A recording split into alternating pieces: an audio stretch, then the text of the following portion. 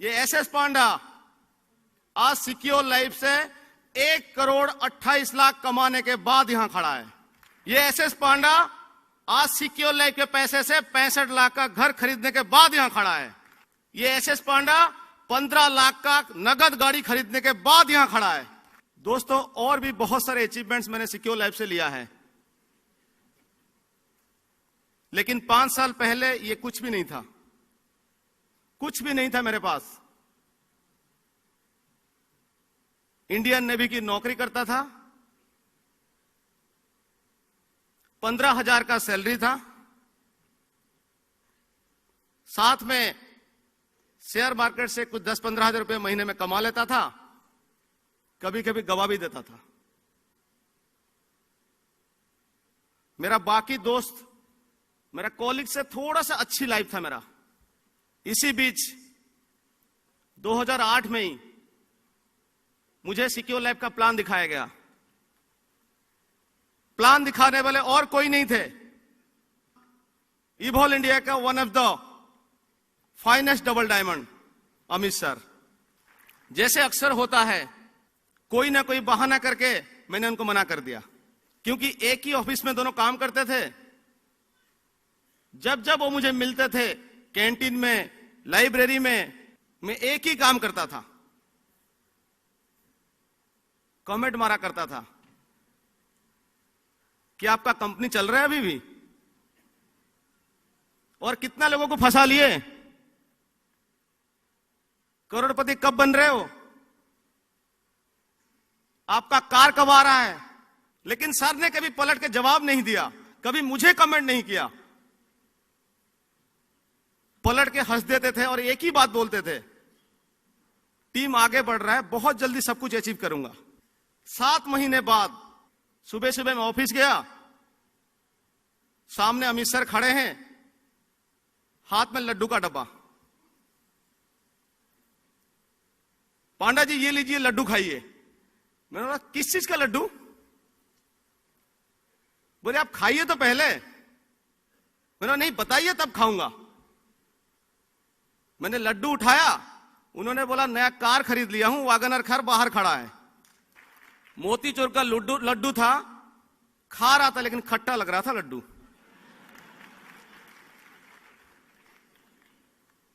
Sir मुझे लेके गए, गाड़ी में बैठा है, एसी ऑन किए, पूछे गाड़ी कैसा है? आप खुद समझ सकते हो मैं क्या जवाब दिया होगा, अंदर ही अंदर जल रहा था।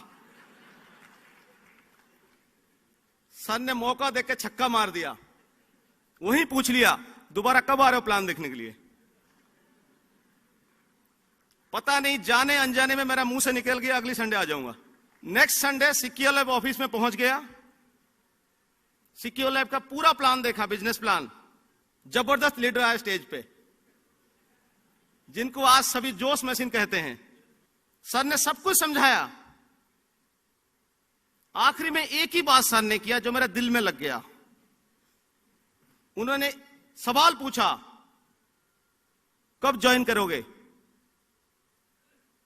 आज ज्वाइन करोगे या आने वाला कल ज्वाइन करोगे या बीते हुए कल में ज्वाइन करोगे? ये पहले दोनों वाला तो समझ आ गया, लेकिन बीते हुए कल मेरा समझ ही नहीं आया। खड़ा होकर पूछा, सर ये बीते हुए कल क्या है? सर ने समझाया, अगर आपके एटीएम में पैसा रखा हुआ है जाके निकालो और दे दो, ज्वाइन कर जाओ, ये होगा आज का ज्वाइनिंग। पैसा नहीं पड़ा है, घर वापस जाओगे, इंतजाम करोगे, वापस आके कल ज्वाइन करोगे। मैंने बोला सर वो सब छोड़ो ना, आप तीसरा वाला बताओ। बोले कोई ना कोई बहाना बना के वापस चले जाओगे और इंतजार करते रहोगे, करते रहोगे, करते रहोगे, और जिन्होंने आपको यहां लेके आए हैं, जब अपना कार खरीद लेंगे, जब अपना घर खरीद लेंगे, जब करोड़ों का कमाई लेंगे, तब 1.5 साल भर बाद वापस आओगे और बीते हुए काल में ज्वाइन करोगे। एक गलती कर चुका था, दोबारा करना नहीं चाहता था बिल्कुल। उसी समय एटीएम में गया, 8,000 रुपया निकाला, अमित सर का हाथ में पकड़ाया। अमित सर ने पैसा को ऐसे देखे, मेरे शकल को एक बार ऐसे देखे। बोले करना है तो 3 एडी से करो, नहीं तो पैसे वापस ले लो। मैंने भी सिर्फ 30 सेकंड के लिए सोचा, दोबारा एटीएम गया, 3 एडी का पैसा निकाला और सर के हाथ में पकड़ाया, क्योंकि दोबारा वो गलती मैं नहीं करना चाहता था जो गलती 8 महीना पहले कर चुका था। और कहते हुए खुशी हो रहा है आज,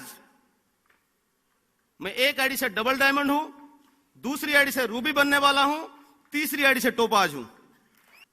दोस्तों, शुरू से मेरा एक आदत रहा है इनिशिएटिव लेने का, रेस्पॉन्सिबिलिटी लेने का। इसका हिंदी क्या होता है, इनिशिएटिव रेस्पॉन्सिबिलिटी का? आगे बढ़ के पहल करना, जिम्मेदारी लेना।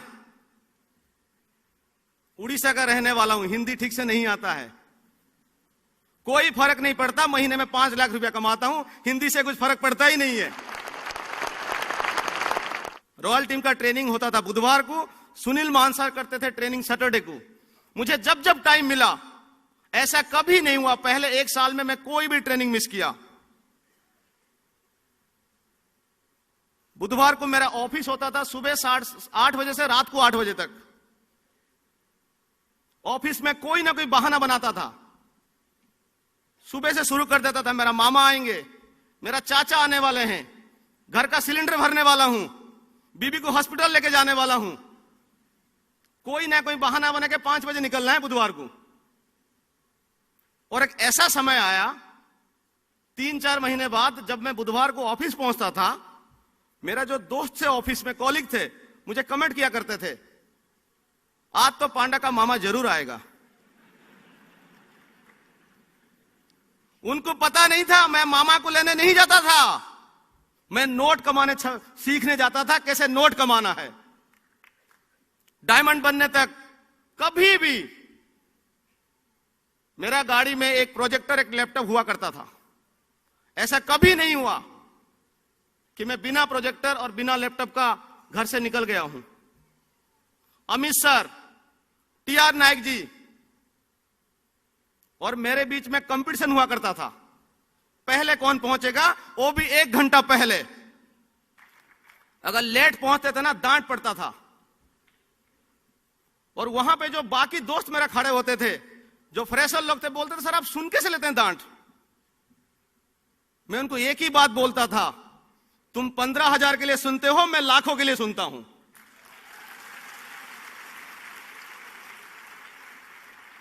तुम अगले 30 साल के लिए सुनोगे, मैं 3 साल के लिए सुनूंगा, उसके बाद डायमंड बनूंगा, उसके बाद घर में बैठा रहूंगा, लाखों रुपया कमाऊंगा।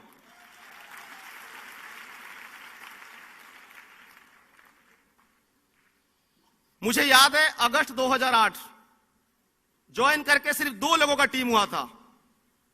एक साइड में थे मिस्टर टीआर नायक, जो आज डायमंड है, दूसरी साइड में मिस्टर एसके दास, जो डायमंड बनने वाले हैं। मैं पार्किंग में खड़ा था, पीछे से अमित सर आए और मेरे हाथ में पकड़ा दिया 10 पास इवॉल्व का, और बोले सैटरडे को इवॉल्व है, आपको 10 लोगों को बैठाना है, लाइए 2,000 रुपया। मैंने कभी अपना अपलाइन को मुड़ के सवाल नहीं किया, जेब से 2,000 रुपया निकाला और सर के हाथ में पकड़ा दिया, और पूरी कोशिश किया 10 लोगों को बैठाने के लिए। 10 पास लेके जब मैं हॉल के पास पहुंचा, मुझे लगा शायद कोई आता ही नहीं है। जब हॉल के अंदर पहुंचा, मेरा सारे जो गलतफहमी था ना, वो निकल गया। वहीं पे 1,500 लोग बैठे थे उस हॉल के अंदर। मानसा ट्रेनिंग दे रहे थे, बहुत सारे लोग अपना प्रमोशंस ले रहे थे। मेरा अंदर आग लग रहा था, एसएस पांडा अगर तू 10 आदमी बैठा दिया होता ना, पता नहीं कल क्या होता तेरे साथ। और मैंने कसम खाया था वहीं पे, अगली बार जब भी बॉल होगा कम से कम 100 लोग बैठाऊंगा।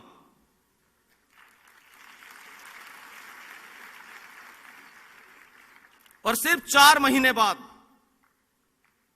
द्वारका में पहला रॉयल कार्निवाल हुआ, सीसीआरटी ऑडिटोरियम में। मेरा सिल्वर का प्रमोशन था उसमें, 20 दिसंबर 2008। उस प्रोग्राम में मैंने 100 लोगों को बैठाया। उसके बाद 1.5 महीने बाद दूसरा ही बॉल हुआ सह ऑडिटोरियम में, 150 लोगों को बैठाया। उसका नतीजा यह हुआ, ये एसएस पांडा जो 5.5 महीने में सिल्वर बना था, अगले 15 हफ्ते के अंदर पर्ल बन गया।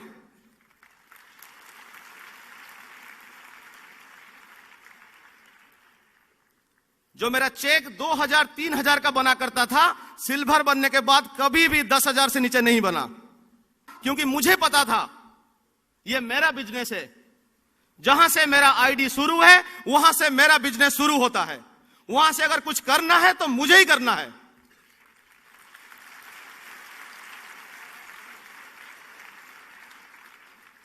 अगर किसी सीनियर का मुझे मदद मिल गया, अगर किसी अपलाइन का सहायता मिल गया, वो मेरे लिए आशीर्वाद था।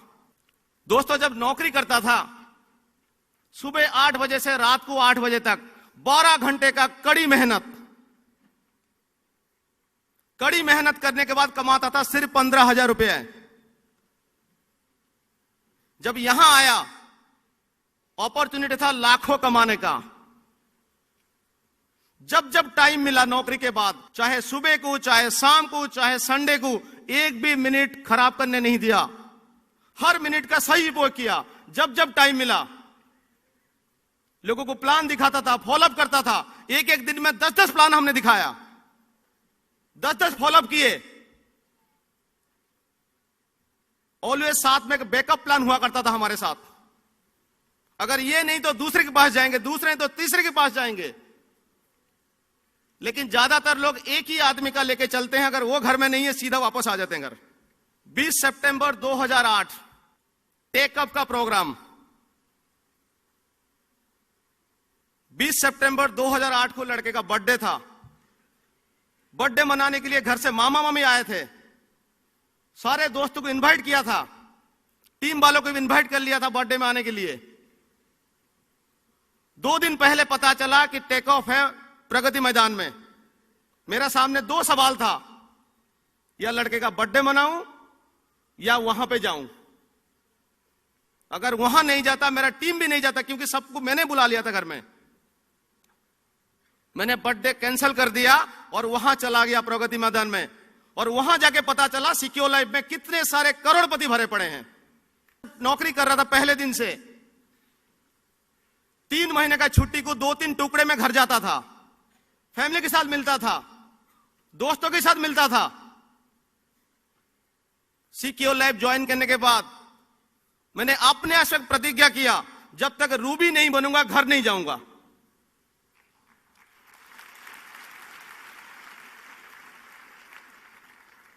लगातार 28 महीने तक घर नहीं गया। पेरेंट्स ने मुझे मिलने की इच्छा की, उनको दिल्ली बुला लिया। जब मैंने दिल्ली बुला लिया, इन्होंने बोला मेरा माँ बाप क्या करेंगे। मैंने बोला आप भी बुला लो। जिसको भी हमें मिलने की इच्छा हुआ दिल्ली बुला लिया, क्योंकि इतना पैसा सिक्योर लाइफ पे कमाते थे, घर में बुला के यहां मिल सकते थे लोगों से। छुट्टी लेके बॉम्बे जाता था, विशाखापट्टनम जाता था, बेंगलोर जाता था, वहां टीम बनाने की कोशिश किया।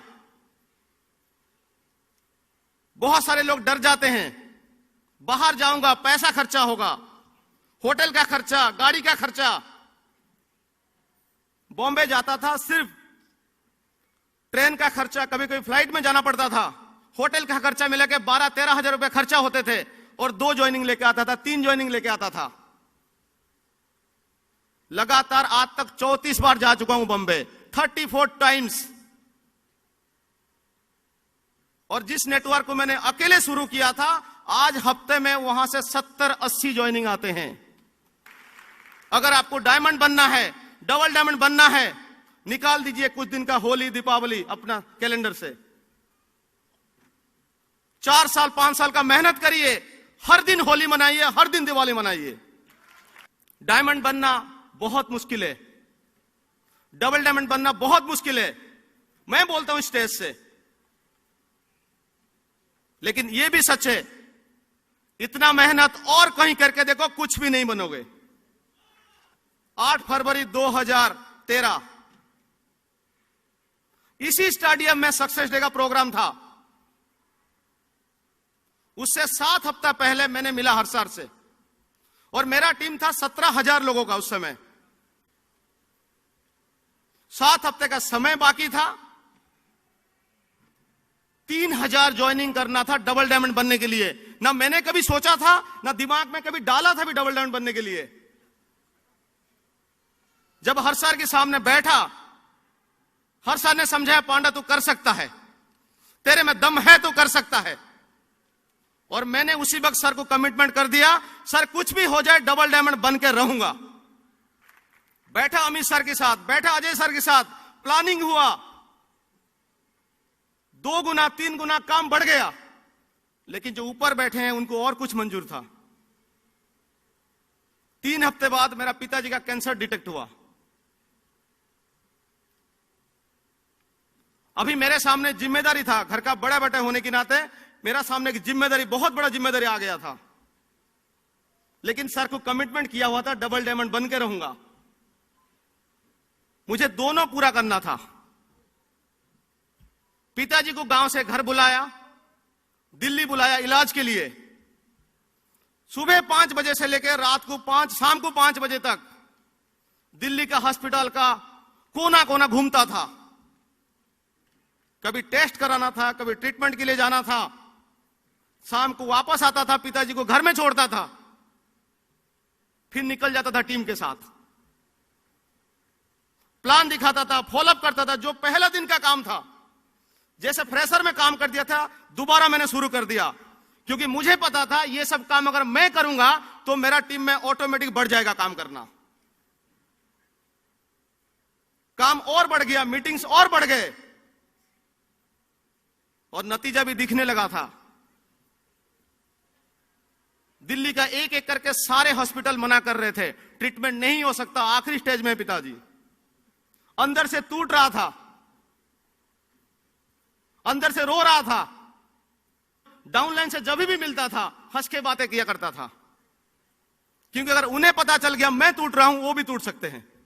डॉक्टर्स ने मना कर दिया, अभी ट्रीटमेंट नहीं हो सकता, सिर्फ 1 हफ्ता का समय बचा है आपके पास। उस दिन पिताजी को लेकर मैं घर गया छोड़ने के लिए, क्योंकि मुझे लगा आखिरी समय में पिताजी घर में रहना चाहिए। घर गया छोड़ने के लिए, 3 दिन घर में रह के 31 जनवरी को वापस आया दिल्ली। जब वापस आया तब तक मेरा डबल डायमंडशिप पूरा हो चुका था।